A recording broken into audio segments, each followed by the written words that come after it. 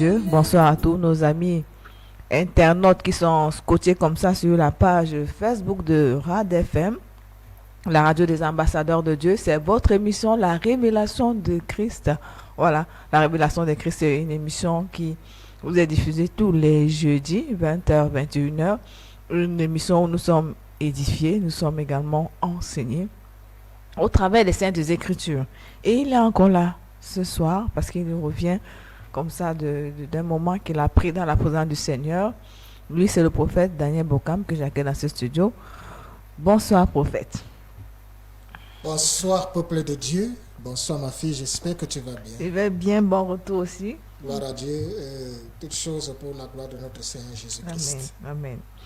Amen. Voilà, donc le prophète est déjà là. Donc, si vous nous suivez, vous pouvez partager la vidéo. Permettez également à d'autres personnes d'être bénies au travers de cette émission. On va élever justement la voix pour recommander l'émission, Seigneur. Père éternel, Seigneur Jésus, je te rends grâce pour ton œuvre. Je te rends grâce pour ton peuple. Je te rends grâce pour ces auditeurs. Saint-Esprit, manifeste-toi, car ils ne sont pas là pour moi, ils sont là pour t'écouter. Alors, si j'ai trouvé grâce à tes yeux, que seule ta volonté soit accomplie dans nos vies. Dans le nom puissant de Jésus, j'ai prié. Amen. Amen, amen. Voilà, d'accord, ils sont pleins, ils sont nombreux, qui sont connectés à cette émission, qui sont fidèles. Tous les jeudis 20h, ils écoutent cette émission, la révélation de Christ. Donc, invitez le maximum de personnes possibles, vos voisins, vos amis et connaissances, invitez à pouvoir suivre cette émission parce que au travers de cette émission, nous sommes, notre foi est encore boostée pour pouvoir marcher selon les principes du Seigneur, selon ce que le Seigneur a laissé. Ouais, donc, ce soir, on va rappeler également pour ceux qui veulent poser des questions, ceux qui pourront poser des questions, uniquement les questions, parce que le prophète, lui, n'est pris pas en direct. Si vous voulez rencontrer le prophète, peut-être après l'émission, vous pouvez appeler, mais si vous avez des questions à poser, d'abord par rapport au message, par rapport à l'exhortation, c'est le 691 62 98 33. 691 62 98 33 ou alors le 675 48 13 79. 675 48 13 79. On va démarrer déjà. Certainement, peut-être le prophète a quelques personnes qu'il aimerait dire bonsoir. Oh, j'aimerais dire bonsoir à nos auditeurs. Je suis revenu et vous m'avez beaucoup manqué. J'aimerais dire un bonsoir particulier à mes frères, Emmanuel Koye et Ulrich Ngebaï, parce que nous traversons des moments difficiles par la perte de notre maman. Et j'aimerais aussi dire au peuple de Dieu, je suis endeuillé. C'est le processus de la vie en tout cas. Le ministre Bokam qui est couché, rassurez-vous, peut-être vous ne le saviez pas. C'est mon papa, hein? Donc je porte le nom. Il est ministre, il a été ministre devant les hommes. Et Dieu a fait de moi un ministre pour le ciel. Amen. Un ministre en vaut un autre. Je suis dans la tristesse et dans la douleur, mais malgré tout cela, que la volonté de Dieu soit faite. Amen. Et aucunement, et aussi au peuple de Dieu, je voudrais vous dire que les épreuves ne refroidissent jamais ton ardeur. Amen. Ce n'est pas parce que tu passes dans des moments difficiles ou que tu sois dans une épreuve que Dieu n'est pas réel, que Jésus n'est pas Seigneur. Les épreuves sont faites pour affermir notre foi. La seule personne à qui revient l'intégralité et la seule personne qui est la star dans ce monde, c'est Jésus-Christ. Amen. Alors, je rends grâce, que ce soit dans la douleur comme dans la joie. Cette grâce que je lui rends n'est pas une grâce hypocrite. Elle est sincère. Je lui dis toujours, Seigneur, que seule ta volonté soit faite. Et que sa volonté soit faite dans ma vie comme dans vos vies, vous qui m'écoutez. Et que cette année 2024, qu'il nous ouvre les yeux, qu'il nous ouvre les oreilles, afin que le voile tombe et que nos oreilles s'ouvrent pour voir, car nous sommes à la fin de toutes choses. Amen. Amen.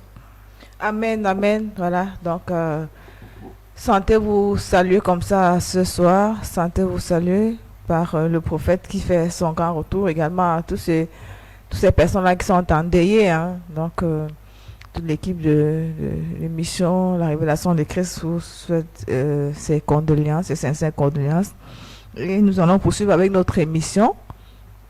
Avant de passer à l'exhortation de ce soir, nous allons juste souffler un peu en musique. Si la technique est prête, on va souffler un peu en musique. Je rappelle les numéros pour ceux qui auraient peut-être posé des questions.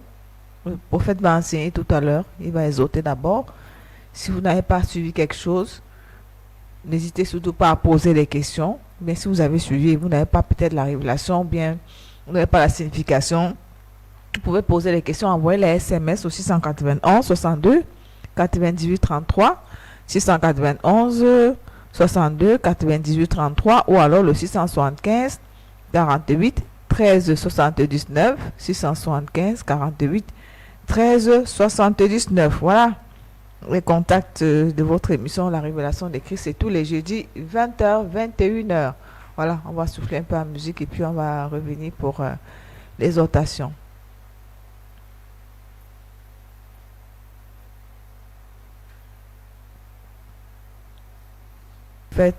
Daniel Bokam qui revient comme ça d'un long programme dans la présence du Seigneur. Il était en retraite pour suivre déjà les recommandations du Seigneur par rapport à cette année 2024, également par rapport à tout ce qui concerne le royaume des cieux. Voilà, prophète, nous sommes avec vous ce soir. Gloire à Dieu pour toutes choses. Amen. Vous savez, peuple de Dieu, je suis heureux de pouvoir partager une fois de plus, après cette longue absence, une absence qui est nécessaire. Pourquoi nécessaire? Parce que j'étais dans un programme et je suis dans un programme qui va se clôturer samedi de 40 jours. 40 jours de jeûne. Je voudrais vous rassurer ici là que pourquoi est-ce que je prends un programme de 40 jours? Est-ce que c'est pour que je sois plus impacté par le Saint-Esprit? Non. Pourquoi est-ce que je prends le programme de 40 jours? C'est pour que Dieu se révèle davantage à moi? Non. Je prends un programme de jeûne de 40 jours parce que moi-même, je voudrais montrer à Dieu que je ne suis pas et rien ne me contrôle. Parce que le jeûne, c'est un sacrifice volontaire. Je traite durement mon corps afin que, si sur ce monde, je prouve à Dieu que je ne suis attaché qu'à lui seul. Je jeûne parce que notre Seigneur lui-même, qui est Dieu au milieu de nous, a jeûné. Et le jeûne est le moyen par lequel tout homme devrait, je dis bien tout enfant de Dieu, devrait connaître, passer pour pouvoir être connecté avec le divin. Tu ne peux pas être enfant de Dieu et tu ne jeûnes pas. Il faudrait consacrer son année. Voilà la nouvelle année 2024 qui est une année tumultueuse. On ne sait pas. Alors, pendant que des autres sont dans l'incertitude, dans l'inquiétude, lorsque tu consacres ton année à Dieu, lorsque tu remets toutes choses entre les mains de Dieu, alors tu es dans la sécurité parce que je ne cesserai de te le dire. Le seul endroit où tu sois en sécurité, c'est en la présence du Seigneur. Et Dieu, qui est notre Père, a dit qu'il marque la différence entre ceux qui le servent et ceux qui ne le servent pas. Je voudrais m'adresser à toi qui m'écoutes aujourd'hui pour te dire que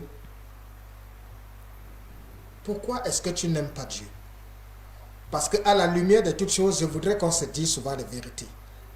Les hommes n'aiment pas Dieu. Les hommes ne craignent pas Dieu. Les hommes ne servent pas Dieu.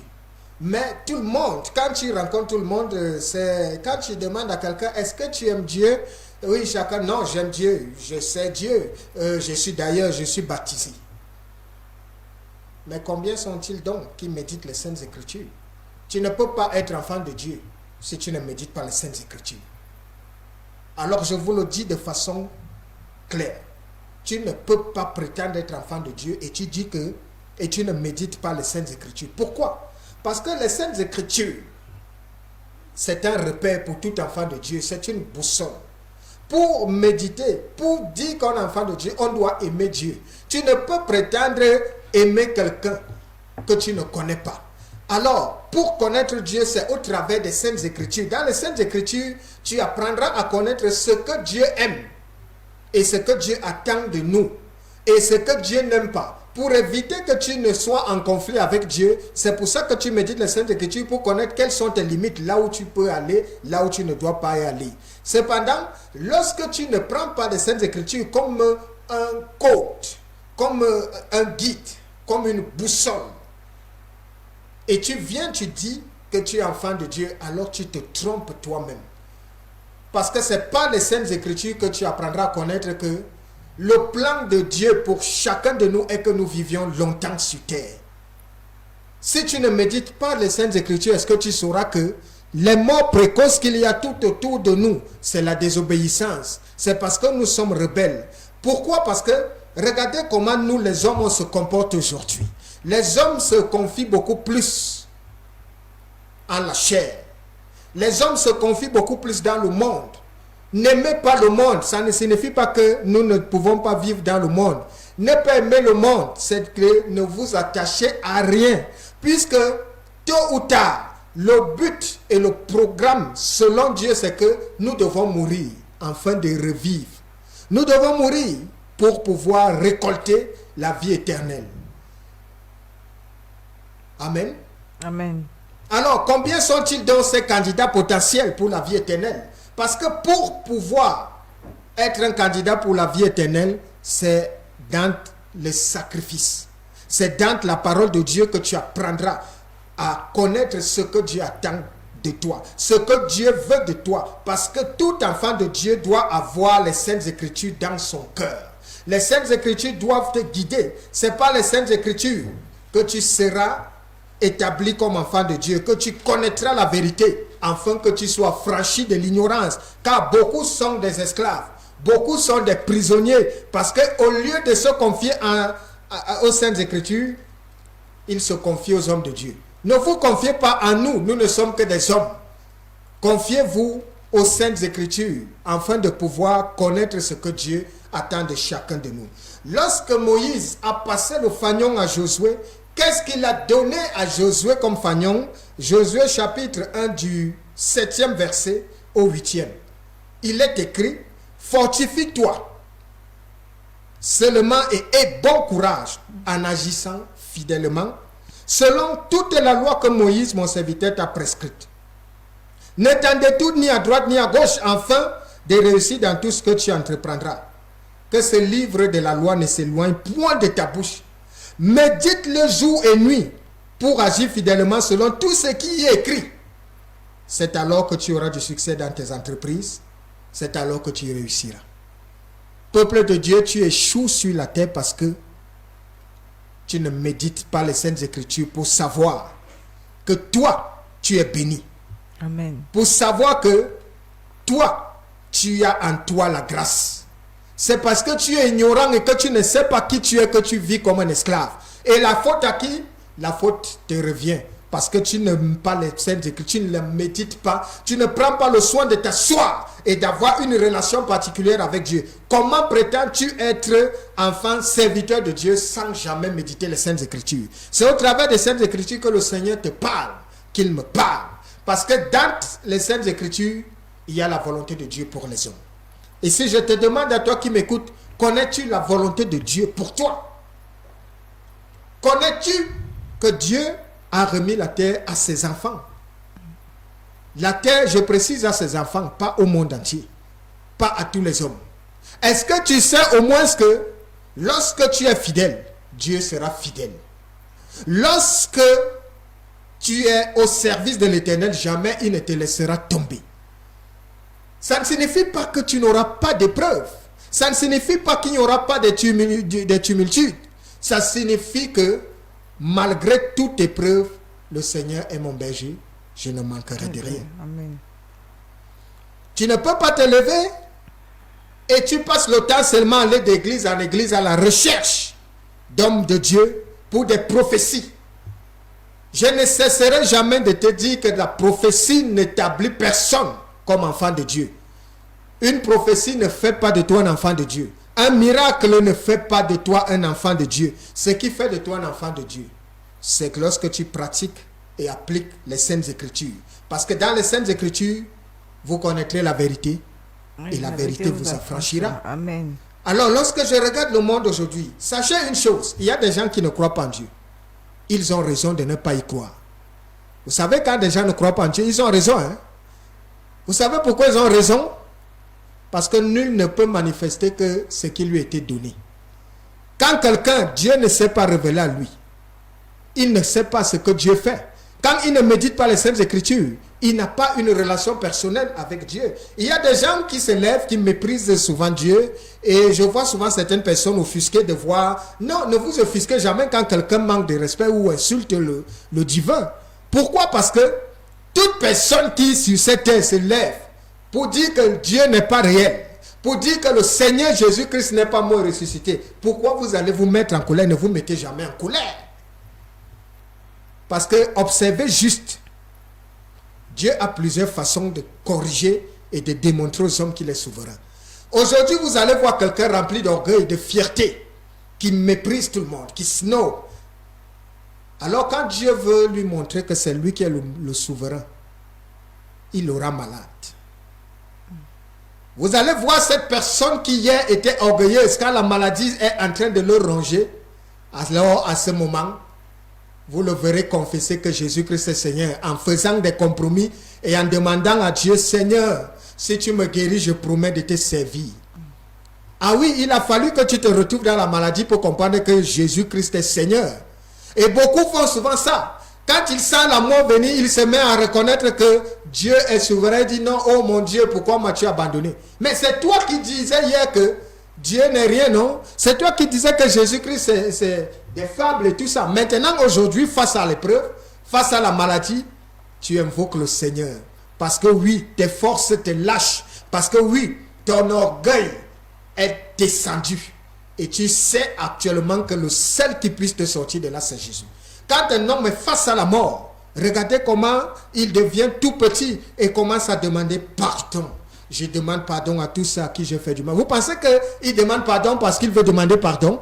Il demande pardon parce qu'il a Dieu face à lui. Alors pourquoi vous inquiétez quand des gens pensent qu'ils peuvent... On ne méprise pas Dieu. Hein?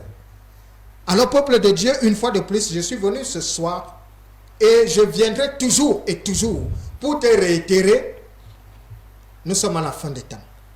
Ça fait... c'est souvent, j'entends beaucoup des gens ironiser sur... l'œuvre, la fin des temps et tout ça. Mais vous qui avez la crainte de Dieu, c'est le moment de se préparer. Car le premier message que je t'ai apporté en 2024, je t'avais dit 2024, ici c'était la fin. C'est la fin pour plusieurs personnes. Parce que le jour où ta vie s'arrête là, c'est là où ton jugement est enclenché. Puisque tu ne reviendras pas pour avoir une seconde chance, ça veut dire que tout est arrêté pour toi et le jugement t'attend. Beaucoup ne croient pas à cette histoire de jugement. Beaucoup ne croient pas en cette histoire de la vie éternelle. C'est pour ça que vous voyez les gens se comporter comme ça. Or, ceux qui y croient, je voudrais vous encourager dans cette logique en vous disant, si vous vous retrouvez étant enfant de Dieu, mais que rien ne va dans vos vies, il y a quelque chose que vous faites mal. Et c'est pour cela que le Seigneur m'a envoyé pour être une lumière, pour vous éclairer, Amen. Afin que tous ensemble nous puissions comprendre et connaître ce que Dieu veut pour chacun de nous. Amen. Dieu n'est pas là pour faire du mal à ses enfants. Le but de Dieu, c'est que nous soyons prospères sur la terre, nous soyons heureux. Être heureux ne signifie pas qu'il n'y a pas d'épreuves. Être heureux ne signifie pas que tu ne vas pas rencontrer des frustrations. Tout au contraire, je voudrais vous dire que refusez le message qui vous dit que Christ a tout accompli. C'est un message dangereux.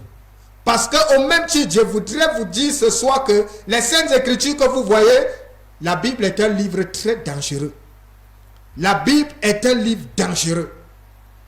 C'est pour cela que vous voyez, il y a eu un foisonnement de religions dehors, de compréhension et d'entendement.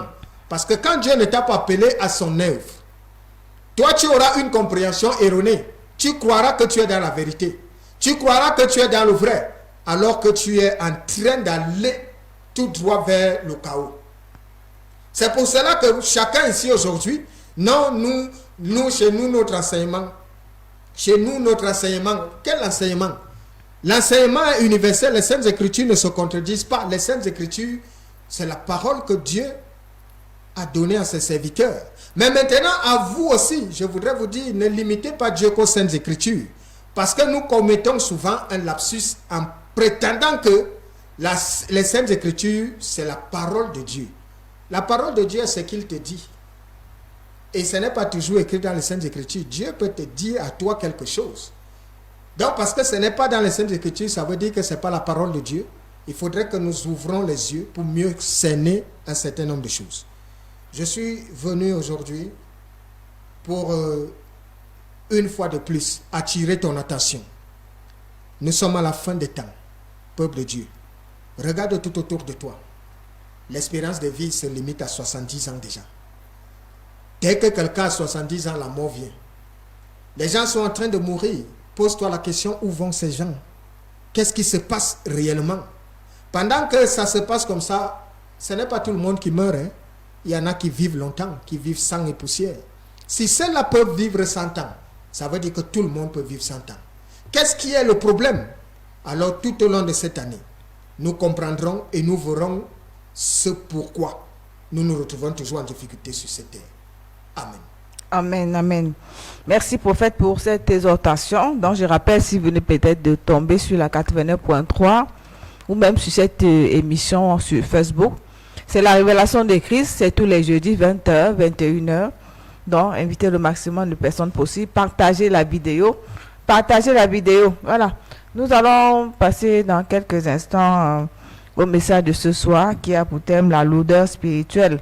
Et ça sera dans le livre de Matthieu, Matthieu chapitre 26, à partir du verset 40 à 45. Donc, prenez déjà vos Bibles. Quand on va revenir, on va lire la parole de Dieu et on va suivre le message. Mais avant, on va souffler en musique et on va revenir pour le message de ce soir. Et il dit à Pierre: vous n'avez donc pas pu veiller 1 heure avec moi.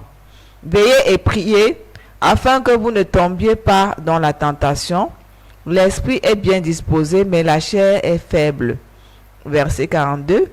Il s'éloigna une seconde fois et pria ainsi: mon Père, s'il n'est pas possible que cette coupe s'éloigne sans que je ne la boive, que ta volonté soit faite. Verset 43.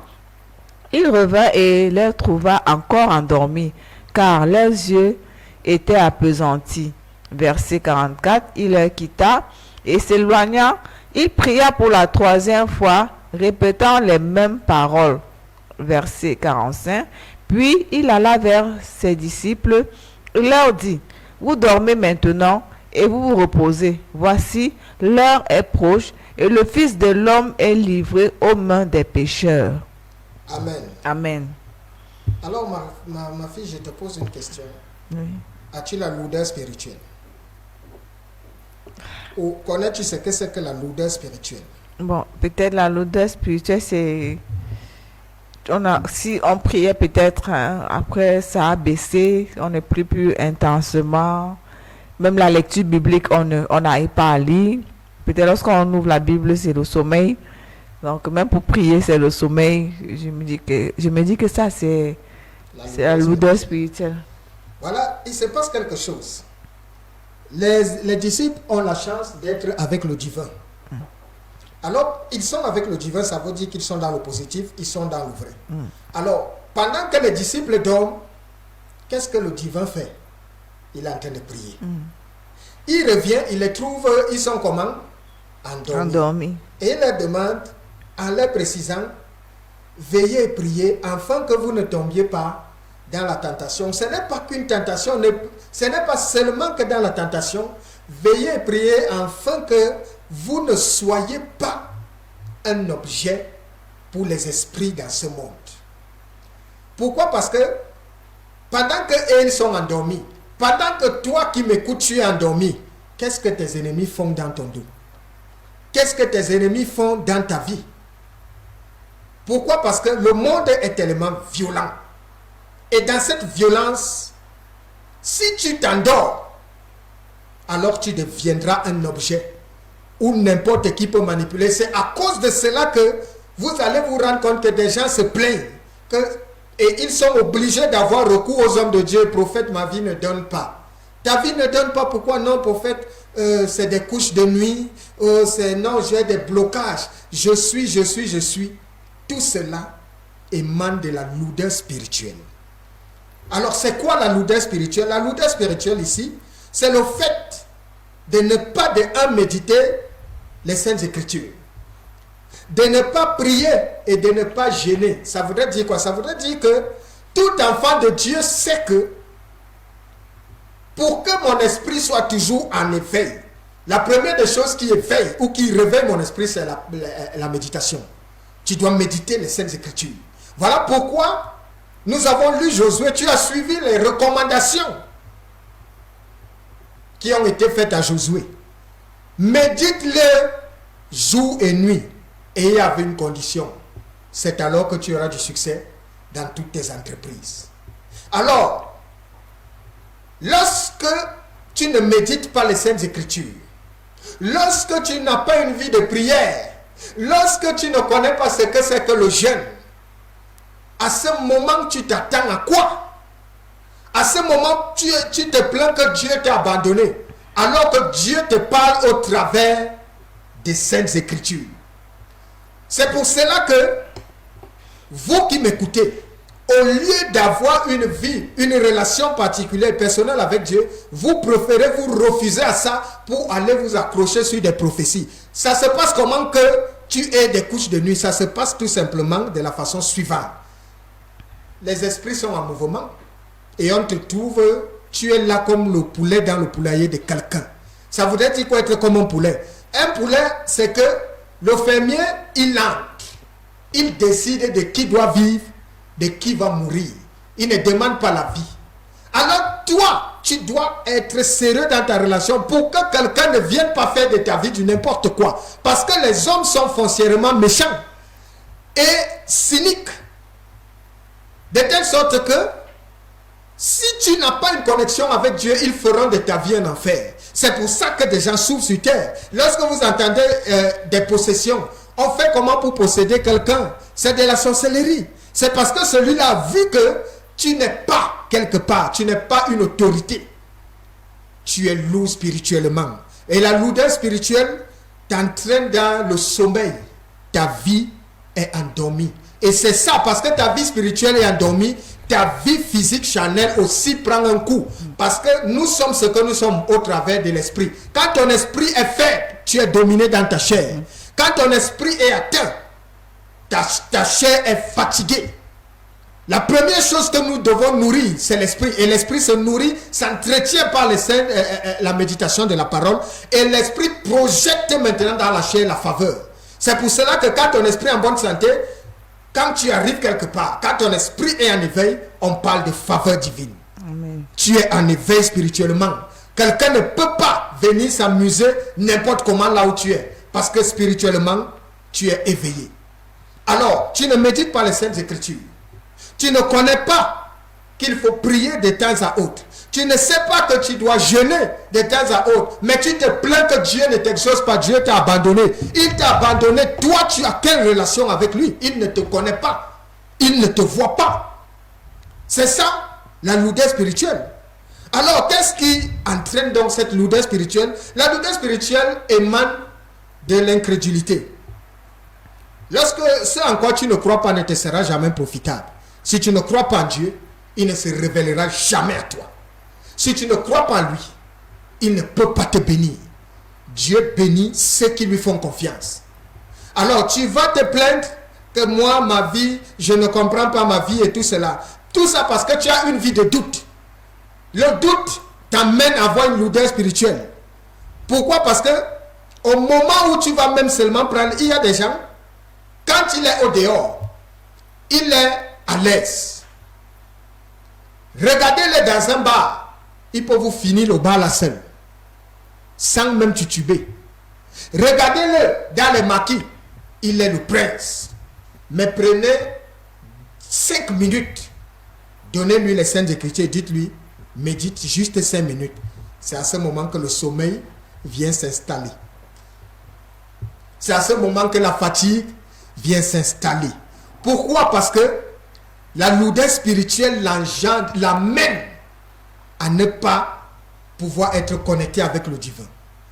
Je vais vous dire une chose, lorsque le diable te laisse tranquille sur cette terre, c'est parce que tu lui fais plaisir. Gardez-vous ça bien en tête. Lorsque le diable te laisse tranquille sur cette terre, c'est parce que tu lui fais plaisir. Si tu te retrouves et tu as une vie sans épreuve, c'est parce que le diable, tu lui fais plaisir. Tout enfant de Dieu est toujours en proie à des épreuves. Tout enfant de Dieu est toujours en proie à de l'adversité. C'est pour ça que même dans l'évangile, nous rencontrons de l'adversité. Il y a toujours des petits-fils, des souverains sacrificateurs, des principaux sacrificateurs, qui sont là pour insulter, qui sont là pour dénigrer, qui sont là pour combattre. Oui, ils sont dans leur droit pour pouvoir nous persécuter, pensant qu'ils pourraient nous décourager. C'est toi qui es dans la colère. La colère entraîne la lourdeur spirituelle, puisque dans la colère, il te sera difficile de méditer les Saintes Écritures.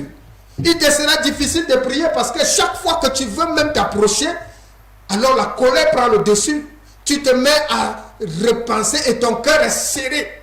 Ce qui fait que tu te retrouveras toujours.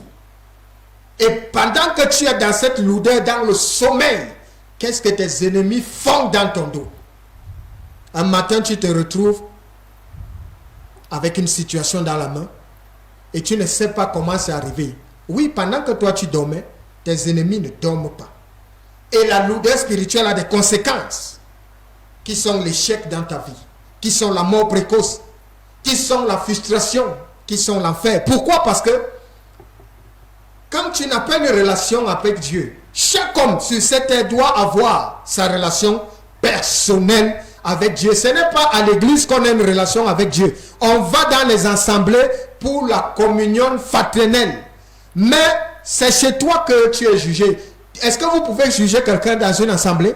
Puisqu'il apparaît juste là, il est souriant, il est bien vêtu. Oh, bonjour frère, bonjour soeur. Ils embrassent et tout. C'est le sourire. Non, nous sommes entre nous les enfants de Dieu. Dès qu'il sort de là, c'est la méchanceté que vous voulez voir. Mais quand il vient dans l'assemblée, il donne un autre visage. Parce que la plupart des hommes portent de masques. C'est pour ça qu'à toi, enfant de Dieu, il te dit, ne paraît jamais juste. Ne paraît jamais bon. Sois juste. Sois bon. Ne fais jamais semblant. Ça se répand sur les enfants d'autrui. Pourquoi? Alors, ils appâtent ceux qui ont la lourdeur spirituelle. Tu peux dormir, tes ennemis sont en train de conspirer contre toi et le Seigneur te parle pendant que tu es en train de méditer. Le Seigneur te dit, demain quand tu te lèveras, tu as souvent l'habitude de passer par la droite, demain passe à gauche. Parce que Dieu parle à ses enfants d'une façon ou d'une autre.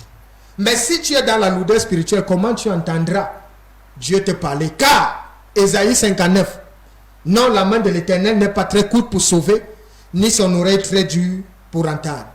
Ce sont nos iniquités qui mettent une séparation entre Dieu et nous. Dans ce monde, nous devons nous faire violence. C'est pour ça que le Christ a dit, depuis Jean-Baptiste, le royaume des cieux est forcé et seuls les violents vont y entrer. C'est une violence spirituelle. Ceux qui dorment, ceux qui sont lourds ne pourront pas. Pourquoi? Parce que, observez, nous avons la vie des athlètes. Nous avons la vie des athlètes parce que nous sommes en train de compétir pour remporter un trophée, une couronne. Alors, regardez comment des athlètes se comportent. Il s'agit de s'entraîner matin et soir. Un seul relâchement, alors tu deviendras lourd. On a connu, quand nous sommes en train de préparer une compétition, tes ennemis s'entraînent. Si toi tu ne t'entraînes pas, lorsque la compétition viendra, ils seront au-dessus de toi. Tu dois t'entraîner. T'entraîner, c'est que tu dois méditer les Saintes Écritures. Parce que la lumière et la vérité de toutes choses, c'est que quand tu es enfant de Dieu, Dieu te mettra toujours au-dessus de tes ennemis.